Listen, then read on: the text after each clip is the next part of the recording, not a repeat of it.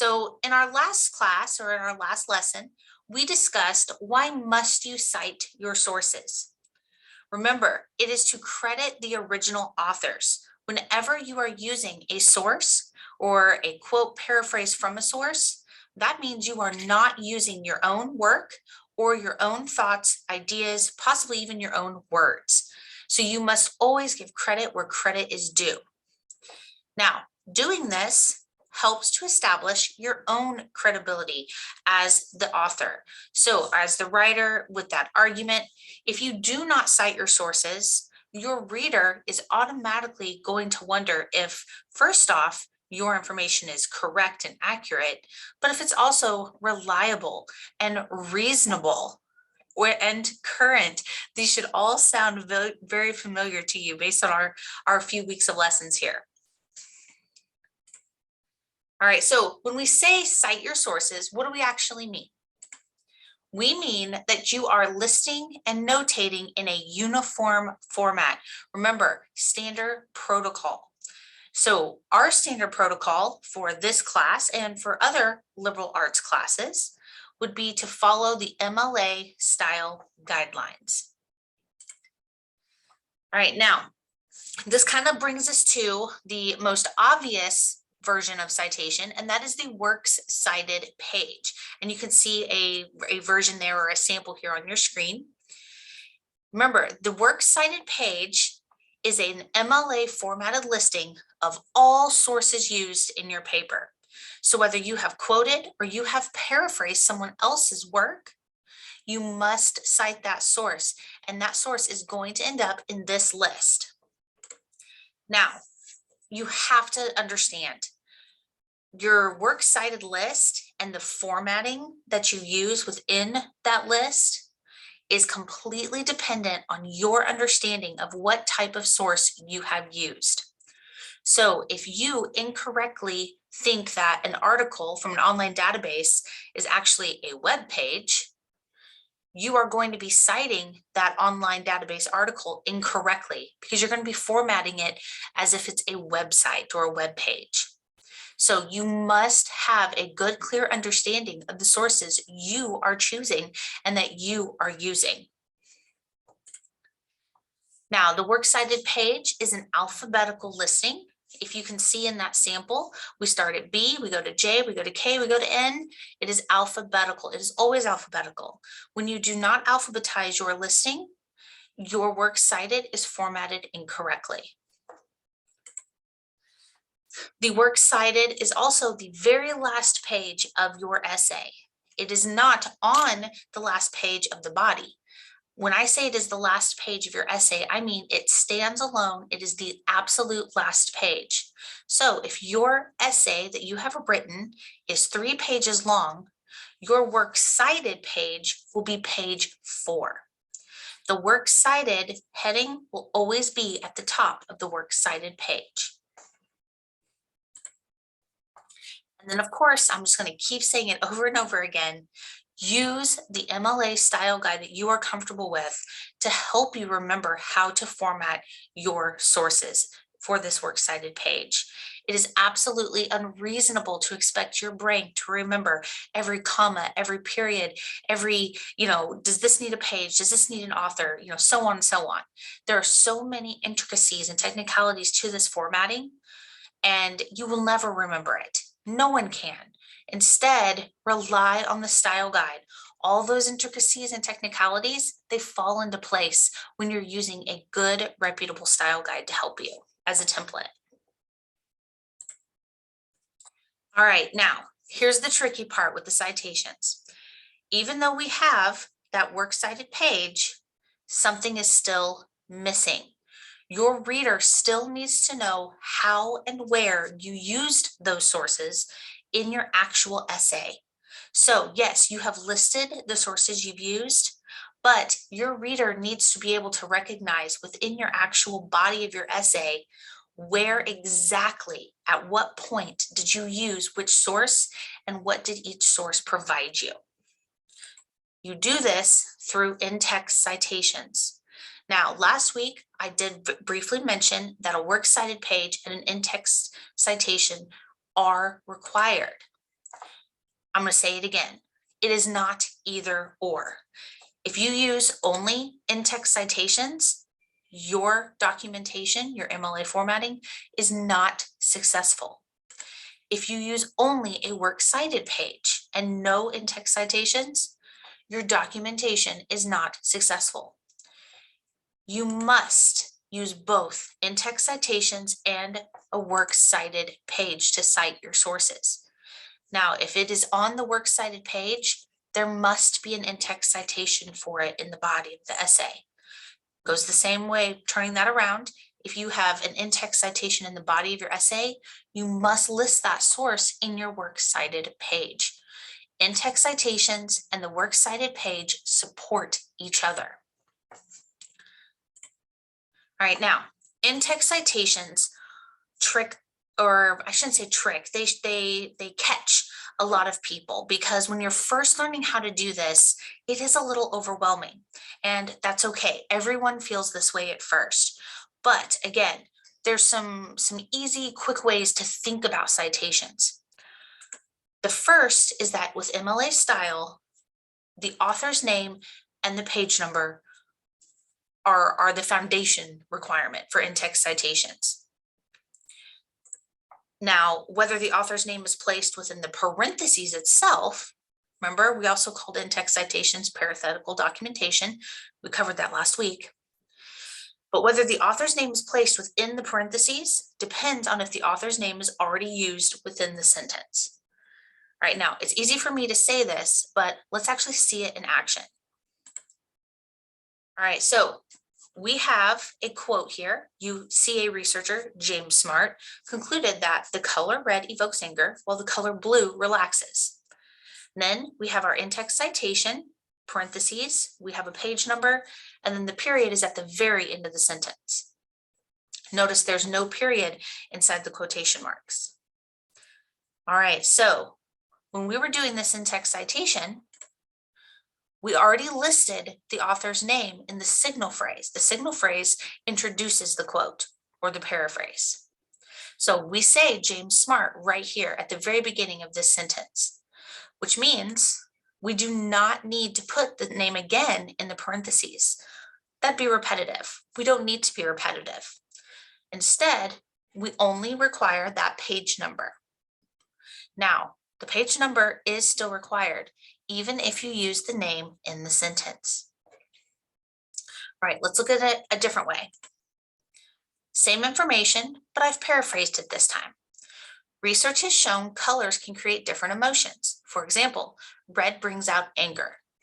And then for my in-text citation, because that's obviously not my own work, I have my parentheses, and inside my parentheses, I have the author's name and the page number. And then again, my period after the parentheses. Now, we did not have the author already listed in that signal phrase or at the beginning of the sentence. So we must include the author's name and then again the page number of where you found this information within the article or book.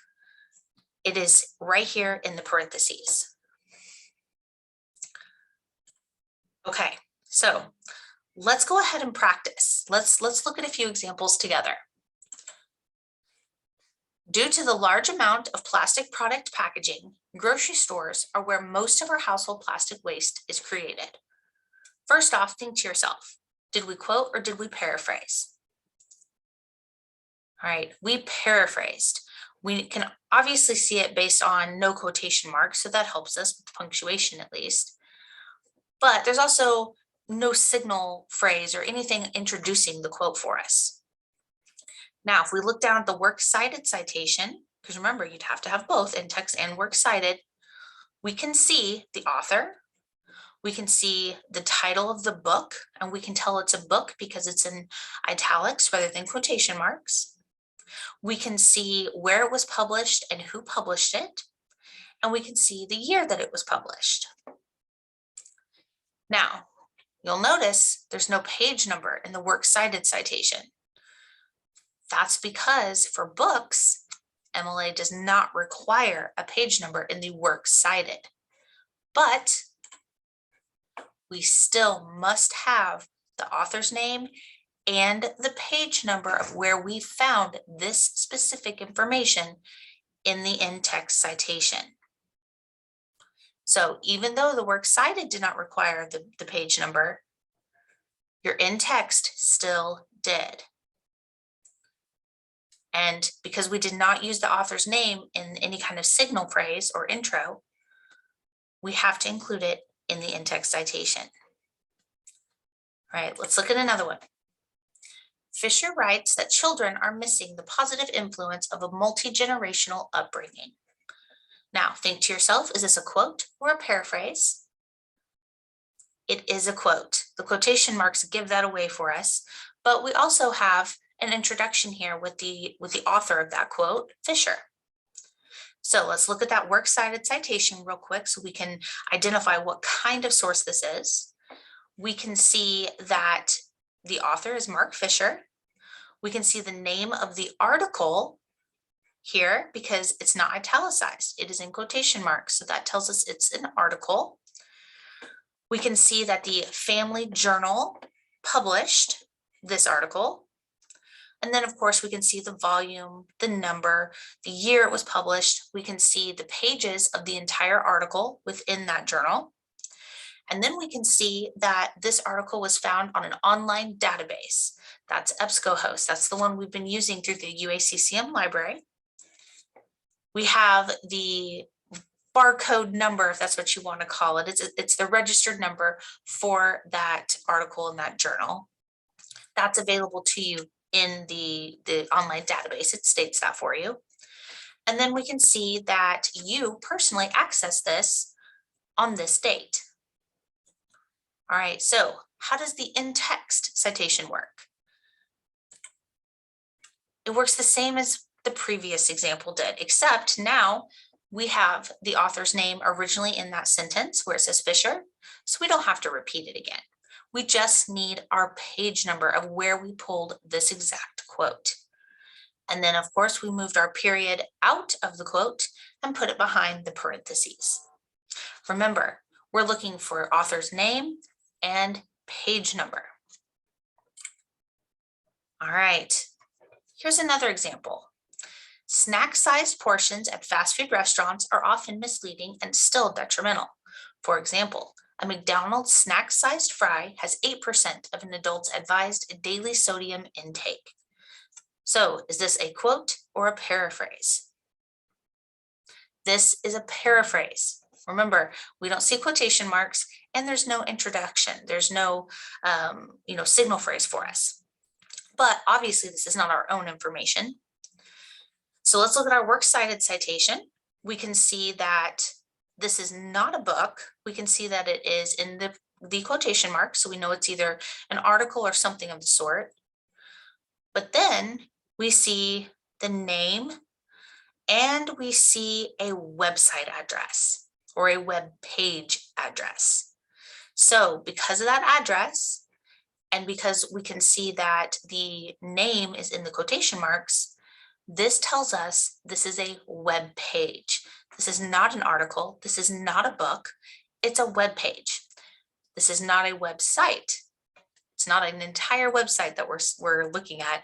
We're looking at specifically the nutritional calculator web page on the McDonald's website. And then of course we can see when you personally access this.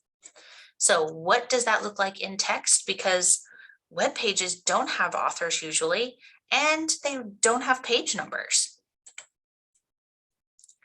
All right, so this one is a little bit tricky, and it's a good way to transition into our next bit here. So if you notice, because we didn't have an author, we went ahead and put a shortened version of the title of the web page in our parentheses instead. All right, let's look at web pages a little bit closer. All right, so when we're looking at formatting in-text citations with special consideration, web pages always are the first to come to mind. So instead of using an author name or a page number, MLA style uses the web page name. Now, whether the web page name is placed within the parentheses depends on if the web page name is already used within the sentence. So that should sound a little familiar, but let's see it in practice. According to the FAQ page on researchsite.com, the color red evokes anger while the color blue relaxes. How do we do the in-text citation? All right. There's no parentheses needed for this because the web page name is already included in the signal phrase. So because we said, according to the fact page on researchsite.com, we do not need to repeat in parentheses. All right, now I'm showing it to you just a little bit different here. Research has shown colors can create different emotions. For example, red brings out anger. Now, if you look, we have placed the web page name in the parentheses, and we've put quotation marks around it to show that it's the name of a web page. That is because we have not introduced this web page in any way prior to that point of the citation. So again, we're not being repetitive, but we're still giving credit where credit is due. Now, down here in green, I have made a note that the web page name or shortened version, if more than 2 to 3 words, is needed. That's because you don't want to put a long web page name in your in-text citations. Just use the first 1 or 2 words, and your works cited citation will take it from there. All right, another special consideration are secondary sources. Now, if you have been running into paywalls with your research, for example, you may be reading abstracts or only parts of articles, or maybe it is a whole article, but they quote someone else and you want to use that quote. So you need to trace it to the original source. But then that original source is not accessible. The secondary secondary source is the source that you actually first saw that quote, or you first saw that bit of information. But it's not the original, it's not the primary original source. You can still use that source, but it should only be used if there is no reasonable access to the primary source. This is very important. This is not just a rule for this class. This is a rule for all research. And it goes a step further in that it's a rule for specifically MLA. This is to ensure that your information is accurate, it's reliable, it's current, it's being used the way the original author meant it to be used. Now, if you do have to use that secondary source because the primary source is completely inaccessible, the MLA citation rules are very strict for this situation.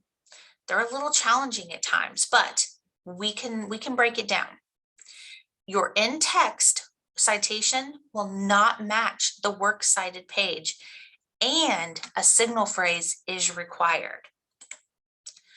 Now, the in-text signal phrase must introduce the original source, but the works cited page must list the secondary source.